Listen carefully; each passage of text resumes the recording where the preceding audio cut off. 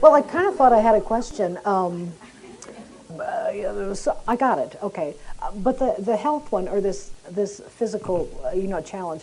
It's like Now wait. over and over and Wait, over. but Yeah, wait. So we did our best Yes.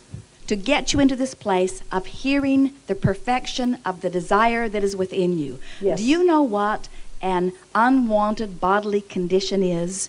It's a freshly hatched, energy-summoning, life-giving desire. Even if it's been going on for a long time. Oh, it's not the same one that's going on. It's another and another and another and Oh, it another. just keeps feeling and looking like and the we're same not one. saying that you cannot. We're not saying that you cannot bring yourself into alignment and let your desire hatch out in different ways. Mm-hmm. We're just saying to you that don't beat up on yourself and feel dissatisfaction about not being able to tame this particular monster, because it never has been a monster. It's a desire that's squirting out in one of the only ways that you will allow it. Yes.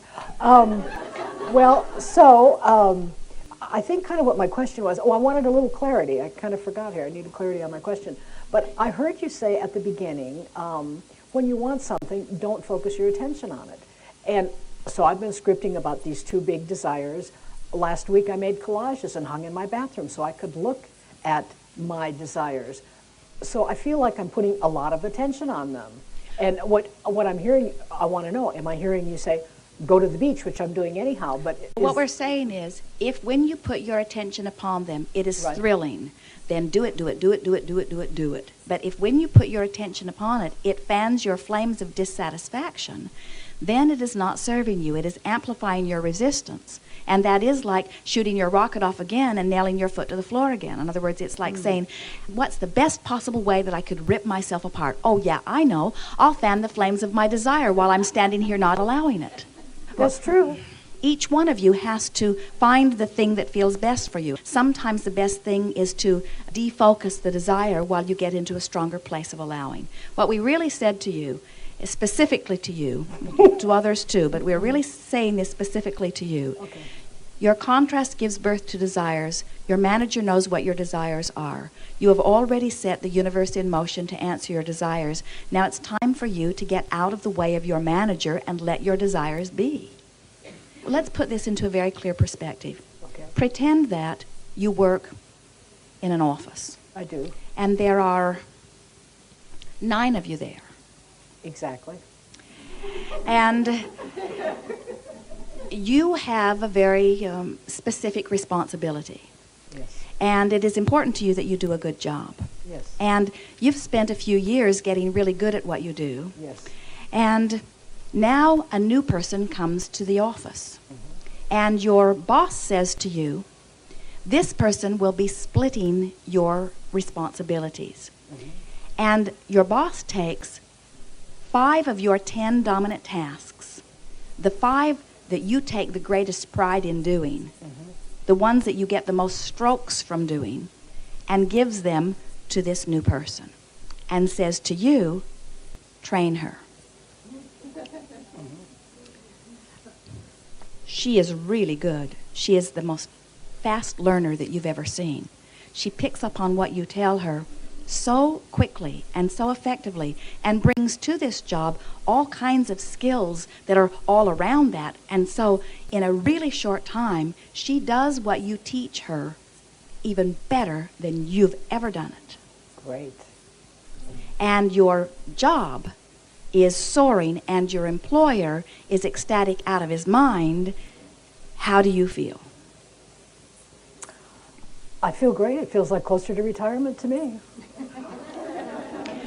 The reason that we ask this... But I did have a little bit of queasiness at the beginning because all the things that you said, and it's kind of cushy, and I've worked really hard to be able to do, so I can play a lot of cards at work because... and because you take pride in what you do, yes. And you take satisfaction in being recognized for your value, yes. And you justify the good that comes through all of these ways. I do and that. when somebody else steps in and gets 50% of the justification... Yeah. I felt then, a little queasy. I didn't like that a whole lot.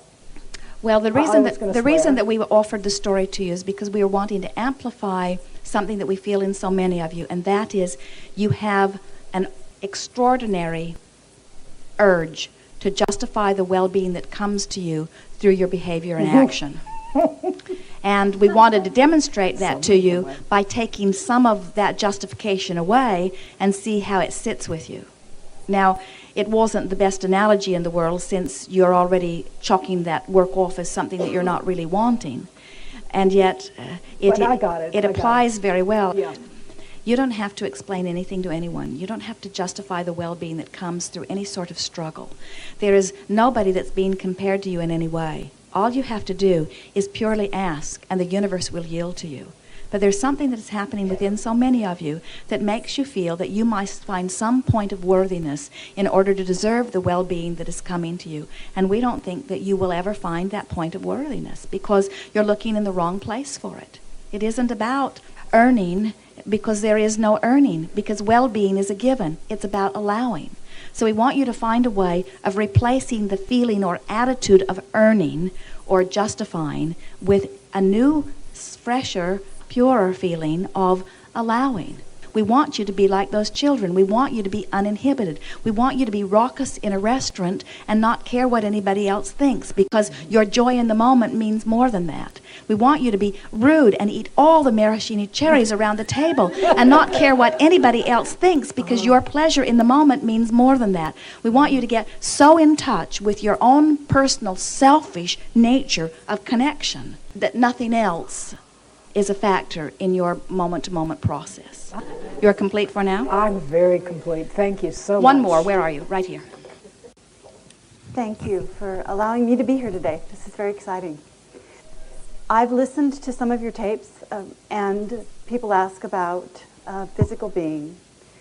And what I'd like to understand is how it feels when you're trying to modify your physical being. I would like to lose some of the girth that I've acquired over the last 10 years.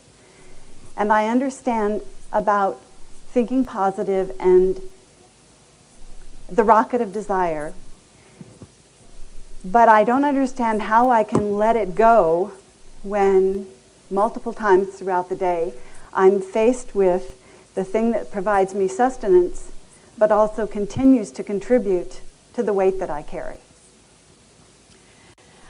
Well, we want to say to you that it is not about what you are eating. It is about what you are feeling about what you are eating.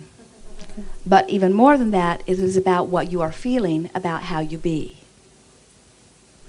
When we say, how do you feel? When you project your energy countenance to the world, how do you feel? Do you feel lovely? Do you feel clear? Do you feel flexible? Do you feel resilient? Do you feel frivolous? Do you feel lighthearted? Do you feel free? Do you feel young? Do you feel lively? Do you feel exhilarated? Do you feel passion? Do you feel eagerness? Do you feel stiff? Do you feel broken? Do you feel tired? Do you feel thin? Do you feel fat? Do you feel full? Do you feel free? Do you feel fun? How do you feel in this body? When you take your walk, do you feel that you are lumbering or flying? When you put on your clothes, do you feel well-clothed or shoddy? When you eat your meals, do you feel clever and deliberate, or do you feel out of control? It's your mood or your attitude that you are wanting to bring into alignment with your desire.